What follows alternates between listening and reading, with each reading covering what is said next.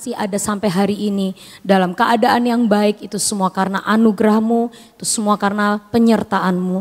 Dan kami mau belajar lebih lagi untuk menceritakan akan kebaikan-Mu Tuhan. Terima kasih Engkau berbicara, Engkau berfirman, kami siap untuk menerima, menangkap sesuatu yang daripada-Mu. Di dalam nama Tuhan Yesus kami berdoa dan mengucap syukur. Amin. Shalom saudara, selamat pagi. Puji Tuhan, hari ini karena Freddy udah nanya apa judul khotbahnya, jadi dia lagunya nyambung semua ya. Tentang apa? Kebaikan dan kebaikan Tuhan. Oke, sebelumnya kita baca dulu akan Ulangan 6 ayat 6 sampai dengan 9 ya.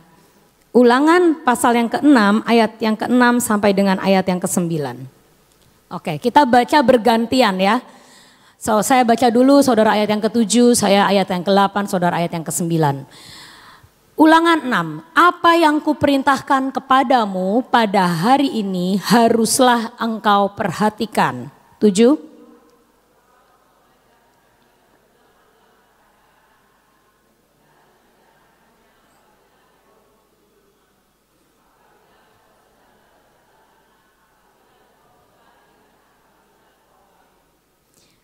Haruslah juga engkau mengikatkannya sebagai tanda pada tanganmu dan haruslah itu menjadi lambang di dahimu. 9.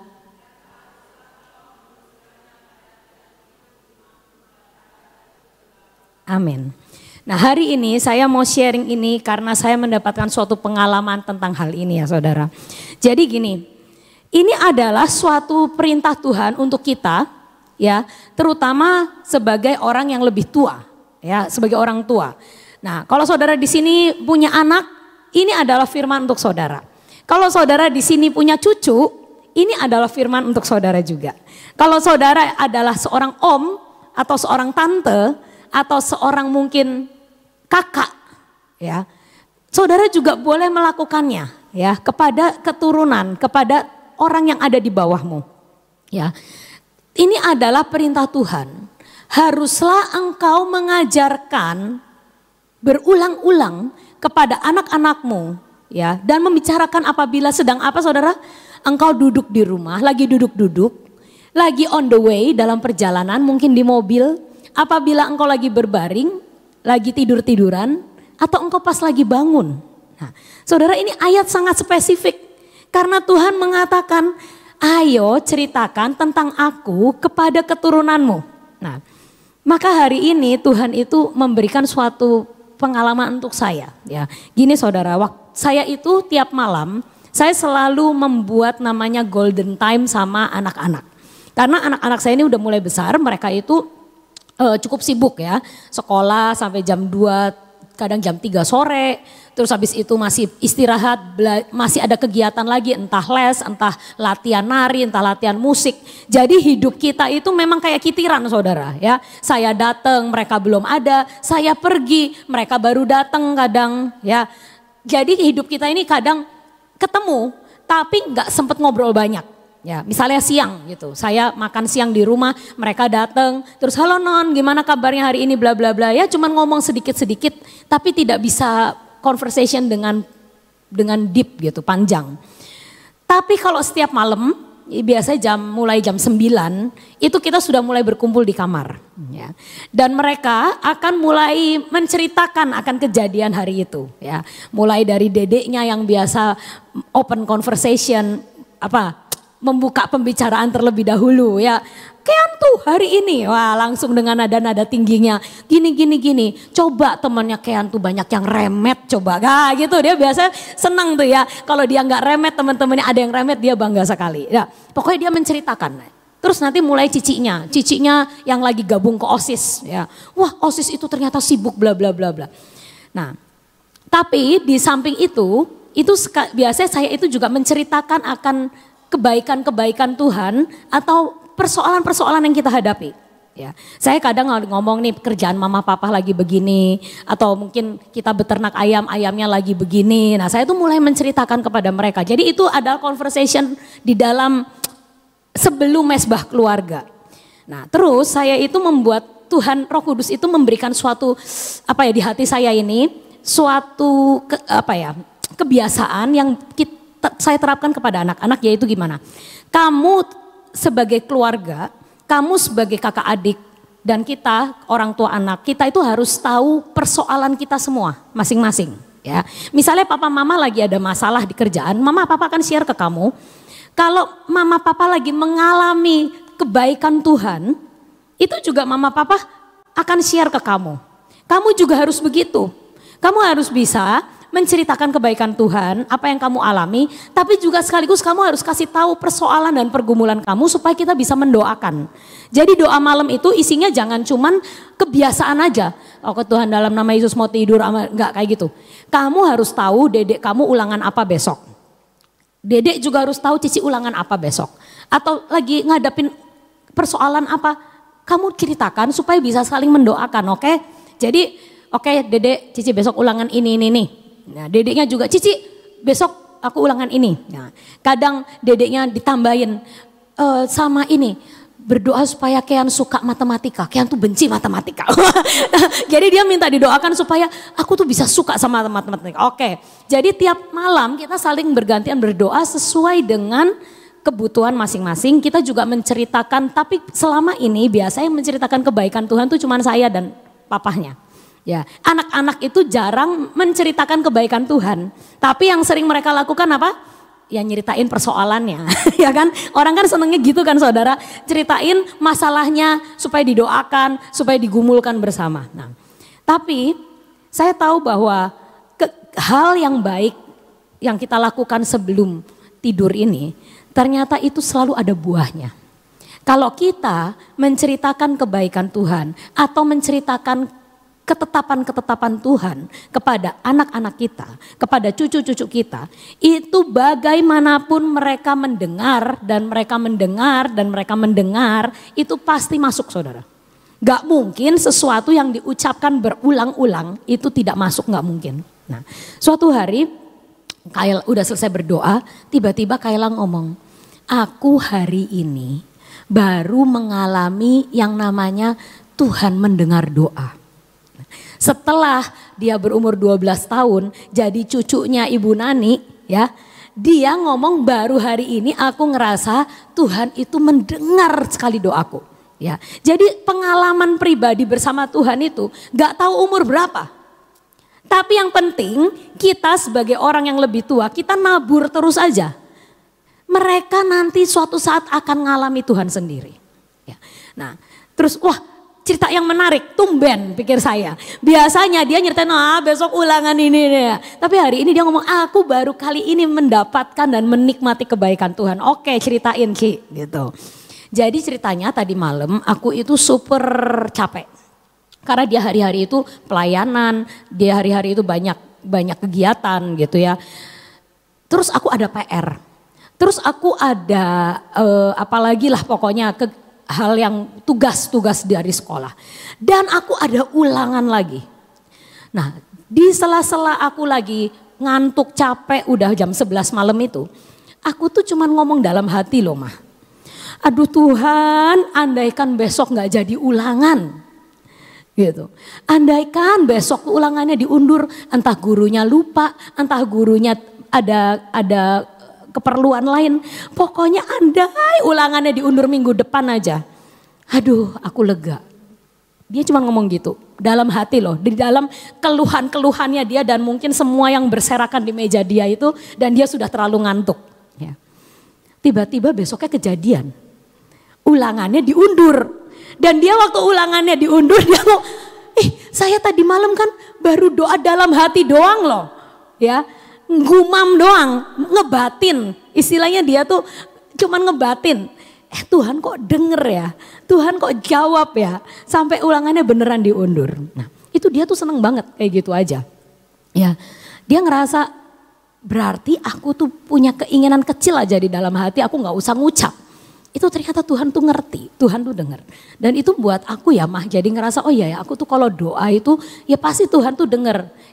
Terus saya bilang, kalau itu baik buat kamu pasti Tuhan kabulin.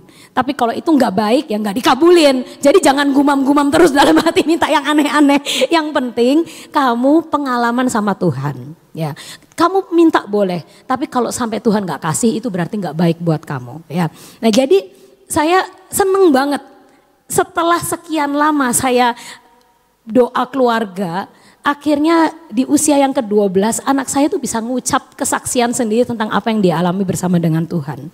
Ya mungkin buat orang-orang lain ada yang anaknya lebih kecil udah bisa kesaksian ini itu, tapi anak saya yang pertama ini cukup pendiam sih.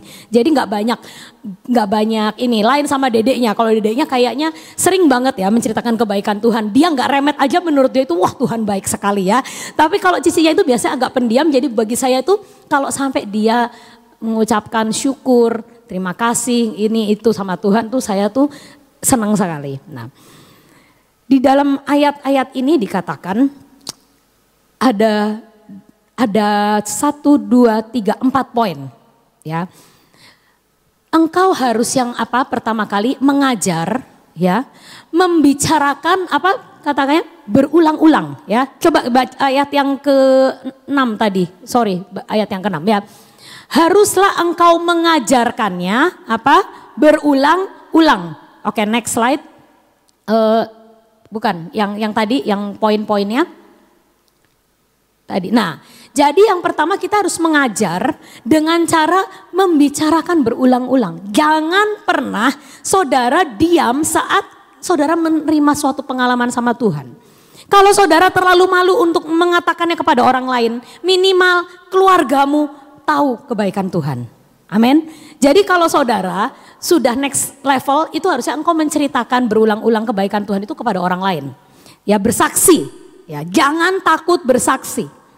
Tapi kalau saudara terlalu malu untuk mengatakannya kepada orang lain, paling enggak orang di rumahmu, istrimu atau suamimu atau anak-anakmu, ceritakan mereka tentang kebaikan Tuhan. Mengajar akan firman Tuhan berulang-ulang. Terus kedua adalah Tuhan berkata, lakukan itu di mana? Di saat engkau lagi tiduran, lagi bepergian, lagi apa? Jadi dalam suasana santai. Ya, jangan kita itu mengajarkan kebaikan Tuhan atau mengajarkan firman Tuhan itu dalam kondisi kayak anaknya diguruin.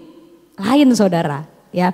Kalau engkau sini duduk, mama mau kasih tahu ya, itu anaknya itu nggak santai. Anak itu bisa menangkap, itu biasanya kalau ngobrol santai. Makanya Tuhan ngomong, lakukan itu saat kamu lagi duduk, lagi makan, lagi jalan-jalan.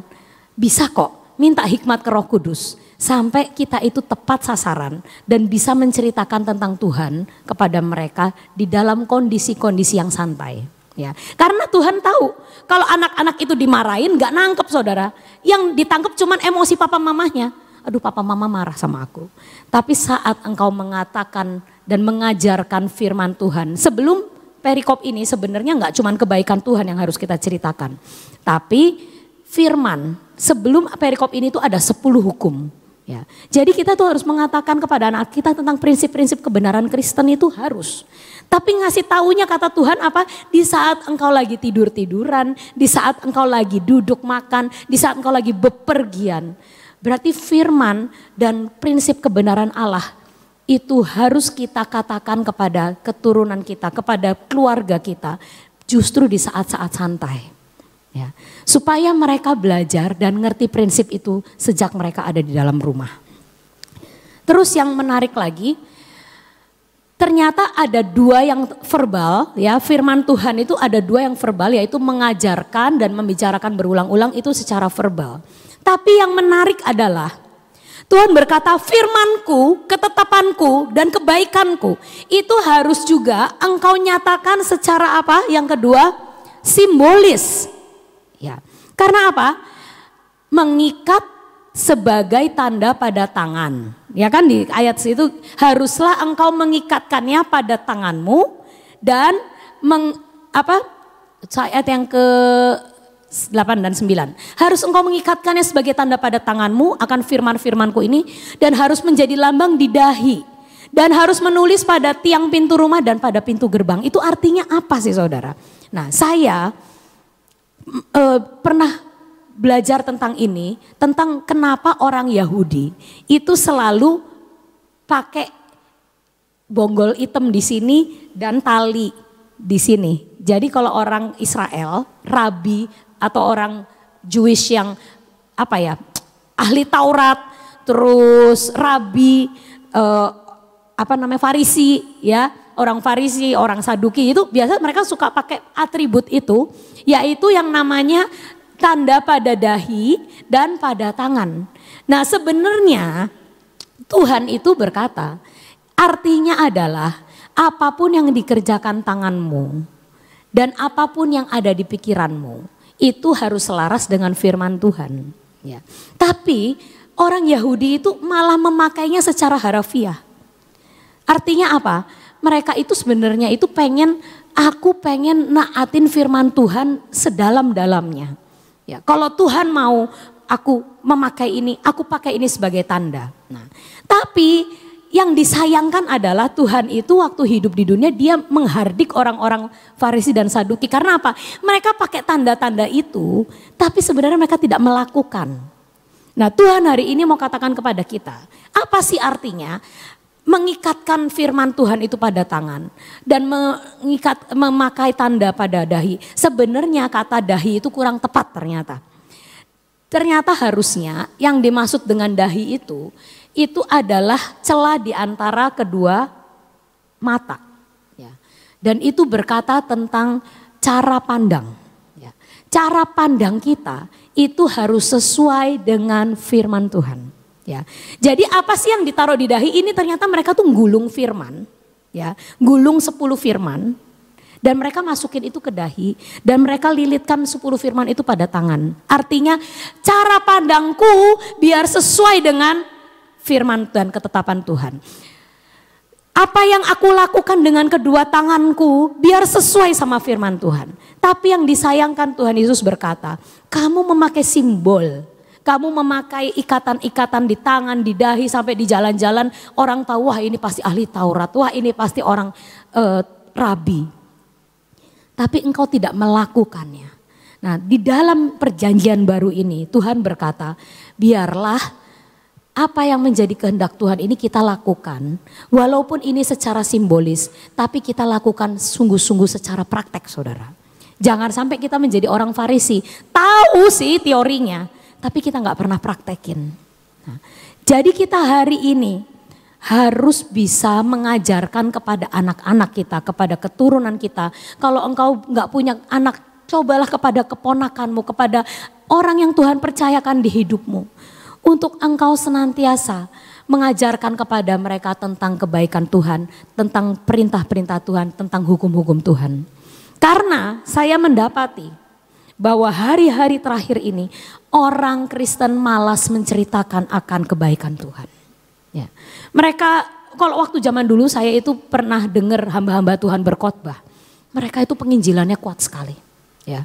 Saya itu dari kecil itu kan di rumah ada persekutuan dan suka ada hamba-hamba Tuhan besar datang. Mereka itu selalu ngepus jemaat. Ayo, kamu harus katakan kepada tetanggamu. Engkau di pasar katakan kepada langgananmu. Engkau punya klien, engkau katakan kepada klienmu tentang Tuhan. Supaya mereka datang ke persekutuan, mereka percaya Yesus. Semua hamba-hamba Tuhan itu banyak sekali, mereka nge-push untuk orang-orang itu menginjili. Tapi zaman sekarang kenapa? Penginjilan itu sepertinya tidak favorit lagi. Karena takut nanti dikatakan kristenisasi. Nanti takut, nanti dimarahin orang. Saya udah punya agama, kenapa kamu ngajak-ngajak saya ikut agama kamu? Hari ini saya katakan, ini adalah mandat Tuhan. Bahwa kita tidak boleh berhenti berbicara akan kebaikan Tuhan. Kepada orang-orang di sekitar kita. Nanti masalah dia mau bertobatnya kapan, masalah dia mau ikut Yesusnya kapan, masalah dia mau mengalami Yesusnya kapan, itu urusannya Roh Kudus. Tapi tugas kita satu, mengajarkan dan mengatakannya berulang-ulang. Sampai orang tahu orang ini mengalami Tuhan dalam hidupnya. Jangan diam-diam dengan alasan saya takut disebut kristenisasi. Kita nggak nyuruh dia login ke agama kita kok. Kita cuman bersaksi, ya kan? Kita cuman ngatain hidupku diberkati luar biasa. Hidupku dilindungi Tuhan. Apapun anak-anakku bersaksi yang baik-baik tentang Tuhan. Seperti yang kau alami. Orang nanti akan menangkap dan suatu saat itu pasti berbuah dalam hidupnya. Ya. Jadi kita jangan takut. Ya. Kalau ada orang mungkin lagi nongkrong di tokomu dan dia ngeluh. Aduh hidupnya kayak gini. Aduh beras naik. Aduh ekonomi lagi susah. Katakan kepada orang itu. Tapi kamu bisa makan gak? Bisa. Berarti Tuhan baik. Amin. Kalau ada orang lagi ngeluh, jangan ikut ngeluh balik saudara. Banyak orang Kristen tuh senengnya kalau ada orang ngeluh, dia ikut curhat balik. Terus adu nasib katanya. Ya, aku lagi sedih. Oh, aku lebih sedih dari kamu. Aku lagi ngalamin. Oh, aku lebih parah. No. Kita adalah saksi-saksi. Dan hari ini mari kita menjadi orang yang berulang-ulang mengatakan firman. Berulang-ulang mengatakan kebaikan Tuhan kepada siapapun yang kita bisa temui. Dan kita akan menjadi orang-orang yang menuliskan kepada tiang pintu rumah. Ya. Jadi saya waktu ke Israel juga, saya tuh dapat satu souvenir yang bentuknya kayak kotak gitu, bisa dibuka, diisi firman juga. Orang Israel tuh sampai simbolisnya sampai kayak gitu. Firman Tuhan digulung, dimasukin ke kotak, ditaruh di kusen. Ya. Padahal maksudnya Tuhan itu simbolisnya. Yang penting bukan simbolisnya doang, ya. Simbolis itu penting untuk mengingatkan kita, betul? Kayak Yesus ngomong, kamu perjamuan, kamu melakukan apa itu mengingat akan aku. Jadi kalau kita orang Israel itu suka menaruh itu kepada palang-palang pintu rumah, kita juga boleh melakukannya, ya. Taruh itu firman di rumah. Tapi yang penting bukan cuman naruh buat jadi pajangan dan souvenir, tapi itu menjadi pelaku. Artinya apa? Tuhan, inilah perjanjianku dengan engkau, bahwa di dalam rumah ini ada firman, bahwa di dalam rumah ini ketetapan dan kebenaran Tuhan yang dilakukan oleh kita semua yang ada di sini. Nah, itu perlu ya saudara. Artinya apa? Rumah itu ya ini sekeliling. Nah, tapi ternyata Tuhan berkata, gak cuman taruh di palang pintu rumah, tapi juga di pintu gerbang. Ya. Apa artinya pintu gerbang? Ya, kalau rumah itu kan pribadi. Tapi kalau pintu gerbang itu artinya di luar. Ya, kehidupan sosial kita juga harus berdasar firman. Ya, dan yang menariknya adalah pintu gerbang itu adalah tempat berkumpulnya para pemimpin kota. Zaman dulu, ya kalau saudara ingat cerita Rut, tua-tua kota atau pemimpin-pemimpin kota itu suka duduk-duduk di pintu gerbang. Ya, dan para tua-tua pemimpin-pemimpin kota itu biasanya mengambil keputusan-keputusan penting di sana. Meletakkan firman Tuhan di pintu gerbang berarti mengakui otoritas firman Tuhan dalam setiap keputusan yang diambil. Kita juga harus berdoa untuk kota ini supaya di pintu-pintu gerbang kota kita ada kebenaran Tuhan. Ya, nggak cuma di dalam rumah kita, tapi sampai ke pintu gerbang kota. Kita mewarnai kota Cirebon ini. Ya, kita adalah mempelai-mempelai yang ditaruh Tuhan di kota ini. Dan kita harus memberi dampak buat gerbang kota. Ya, nggak cuman ada di dalam rumah kita sendiri, tapi kita menaruh kebenaran firman, menebar akan kebaikan Tuhan juga di gerbang-gerbang kota. Ya, nah ini adalah keinginan hati Tuhan. Ya, bicarakan firman, bicarakan kebaikan Tuhan berulang-ulang di saat engkau tidur, engkau bangun, engkau bepergian, engkau makan, bicarakan itu. Kedua, taruhlah itu pada dahimu. Artinya semua cara pandang kita harus sesuai firman. Anak-anak kita juga diajarin. Kalau kamu menghadapi masalah seperti ini, cara pandangnya harus sesuai firman. Ya. Kalau kamu menghadapi kekhawatiran, cara pandangmu harus balik ke firman. Ya. Anak saya juga pernah khawatir banget anaknya. Saya bilang, kalau kamu terlalu khawatir, kamu gak akan bisa ngalahkan Goliatmu. Ya. Karena Goliat itu sebenarnya tidak bisa apa-apa, cuman gede doang. Tapi orang Israel saking khawatirnya, dia gak bisa ngelihat kelemahannya Goliat, yang dilihat cuman badan Goliat yang besar. Daud datang tidak khawatir. Maka dia bisa melihat dengan jernih. Oh, raksasa besar gitu dikalahinnya jangan dari jarak dekat, tinggal di jarak jauh aja. Saya bilang ke anak saya Saya menceritakan kebaikan Tuhan. Kalau kamu khawatir, kamu ingat Daud. Ya. Apakah di antara tentara Israel itu nggak ada yang bawa panah, saudara? Harusnya ada. Tapi kenapa nggak ada satu orang pun yang berpikir untuk memanah Goliat dari jauh?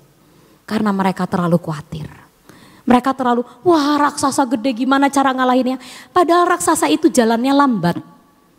Kok di antara tentara Israel gak ada yang bisa memanah dari jauh? Itu mana dari jauh udah langsung ambruk Goliatnya. Nah, saya selalu menceritakan, kalau kamu khawatir, kamu ingat Daud. Kalau kamu khawatir, kamu gak bisa berpikir jernih. Ayo jangan khawatir. Nah, kita itu harus selalu seperti itu. Semua balik ke firman, semua balik kepada firman. Ya, supaya anak-anak kita dan orang-orang di sekitar kita, mereka diwarnai oleh kebenaran firman Tuhan. Dan kita adalah orang-orang yang menggenapi akan Ulangan 6 ayat 6 sampai 9. Kita adalah orang-orang yang memberitakan kebaikan, menceritakan firman Tuhan kepada orang-orang yang di sekitar kita. Amin saudara. Mulai hari ini jangan cuma dengar ya, praktekkan ya. Kalau ketemu cucumu, ceritakan kebaikan Tuhan. Kalau ketemu ponakanmu juga ceritakan kebaikan Tuhan. Agar mereka semua diberkati dan mereka menerima buahnya pada waktunya. Amin. Saudara, saya percaya setiap orang itu punya pengalaman. Dalam sehari, satu hari minimal kalau kita misalnya istirahat di rumah gak ada apa-apa. Misalnya ya, dengan segala sesuatu itu 10 jam. Nah berarti ada 14 jam di mana kita itu ketemu sama orang ya. Coba saudara pikirkan, di sini aja sudah kurang lebih 1,5 jam ya. Nanti ketemu orang, ada pengalaman.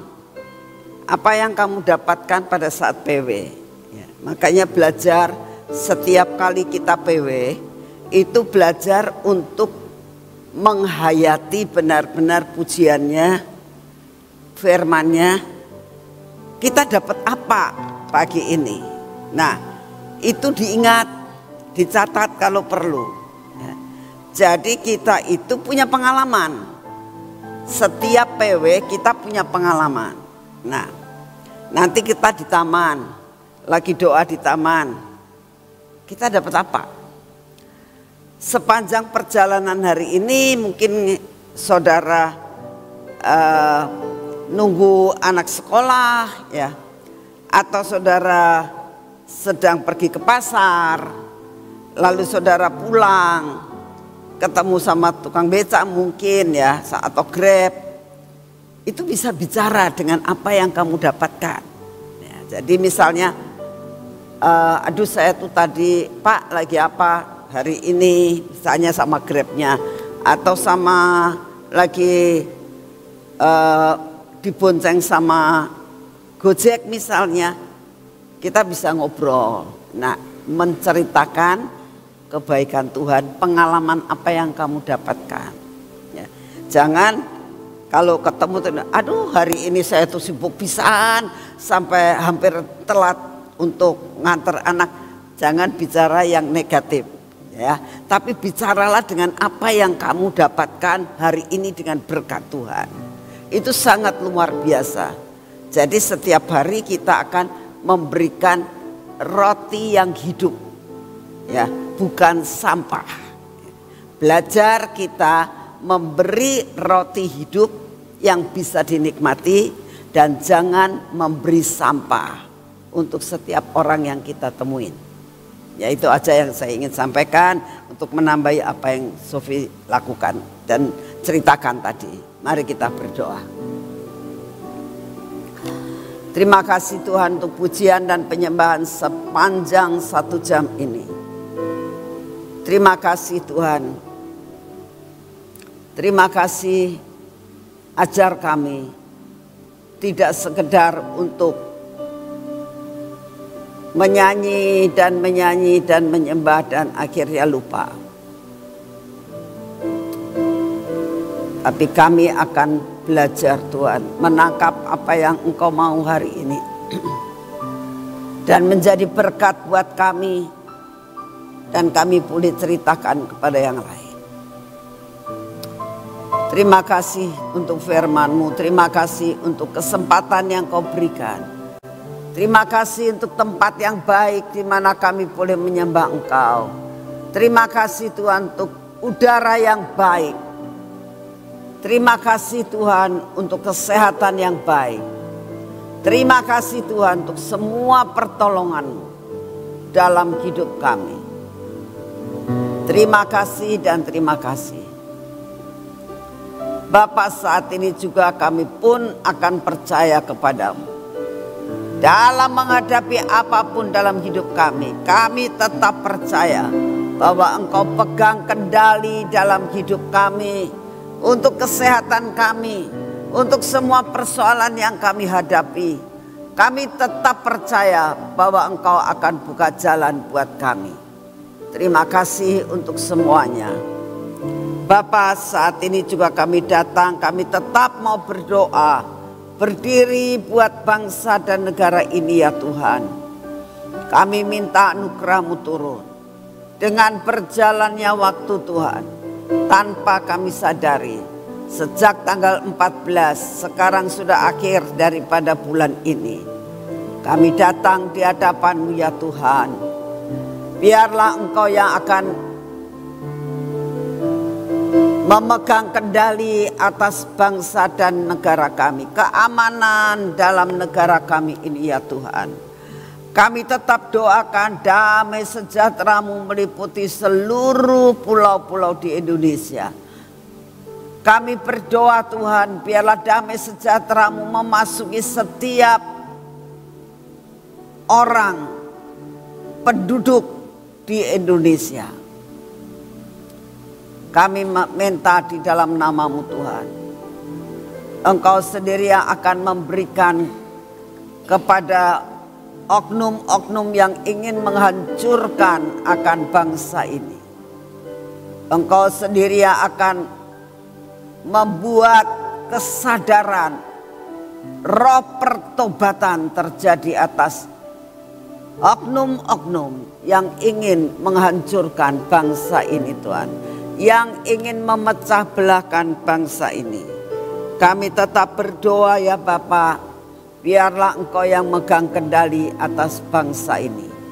Kami berdoa saat ini untuk Bapak Presiden kami, dengan segala planning-planning yang masih belum selesai. Kami juga berdoa Tuhan saat ini, setiap staf yang ada, buat mereka boleh unity untuk menyelesaikan semua tugas sampai garis akhir. Kau beri kekuatan kesehatan untuk Bapak Presiden kami. Engkau pagari dengan pagar yang daripada-Mu. Hikmat yang daripada-Mu. Roh kebijaksanaan kesabaran Kau berikan untuk Bapak Presiden kami. Terima kasih untuk semuanya. Bapa yang di surga, kami juga berdoa pada saat ini untuk sebentar sore.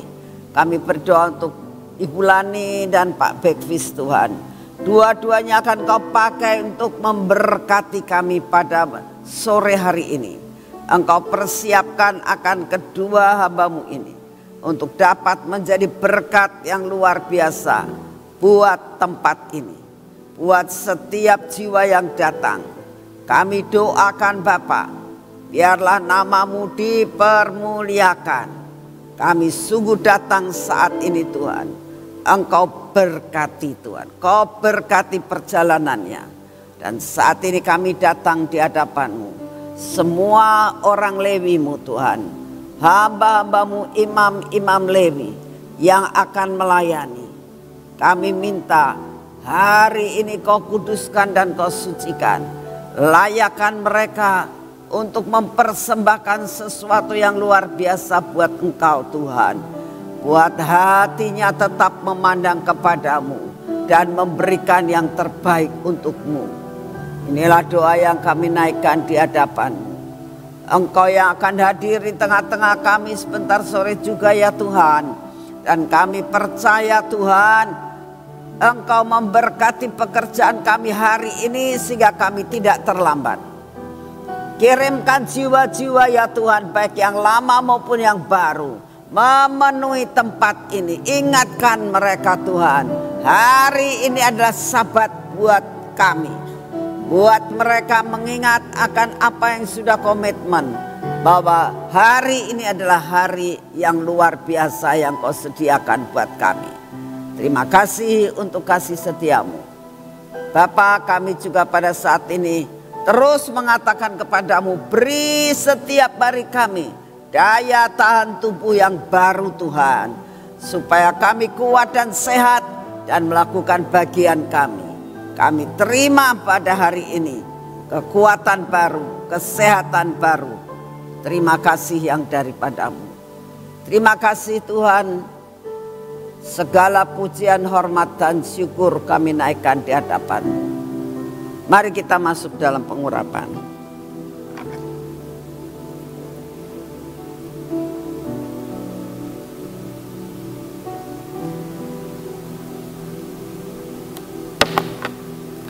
Dalam nama Tuhan Yesus. Terima kasih Bapa buat minyak warir ini. Terima kasih Tuhan, Engkau terus akan jadikan kami pahlawan-pahlawan. Hidup dalam kemenangan dalam menghadapi apapun. Dalam nama Tuhan Yesus. Biarlah kami terus mengalami kemenangan dalam hidup kami. Kami urapi mata kami Tuhan. Kami olesi minyak pada telinga kami, pada bibir, mulut kami dan hati kami. Biarlah sungguh-sungguh Tuhan, hidup kami benar ada dalam kontrol daripada-Mu. Engkau yang akan menghancurkan semua yang tidak baik dalam hidup kami ya Tuhan. Engkau kikis habis sehingga kami menjadi anak yang setia dan menurut kepada-Mu. Engkau yang akan memberkati pekerjaan kami hari ini ya Tuhan. Engkau yang akan memimpin perjalanan dengan kaki kami ini Tuhan. Sehingga pada hari ini kami berjalan sesuai dengan jalan-Mu. Kami melakukan semua pekerjaan kami bersama dengan Engkau. Kami menerima jatah berkat kami hari ini dengan utuh. Terima kasih untuk semua. Dalam nama Tuhan Yesus termeterai jadi. Amin, amin, amin. Selamat pagi, Tuhan memberkati saudara semuanya.